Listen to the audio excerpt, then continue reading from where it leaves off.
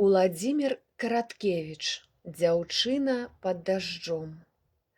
Над лесам, над садам дзікім дожджык забалбатаў, і ўспыхнулі раптам гваздзікі ў нетрах абмытых траў. Цёплыя кроплі скачуць па залацістай лазе. Дожджык царэўна плача, сонца ў кожнай слязе. З нізкай цёплай адрыны ўчуўшы ласкавы капёш, у лёгкай сукенцы дзяўчына выбегла проста пад дождж. Кроплі яе цалавалі палка, пяшчотна, да слёз. Вусны дзяўчыны хапалі срэбра з ясных нябёс.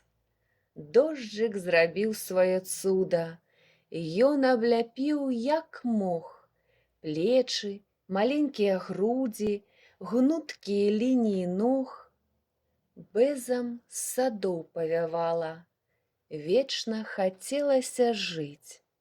Дзяўчына ад шчасця спявала. Стронцый быў у дажджы.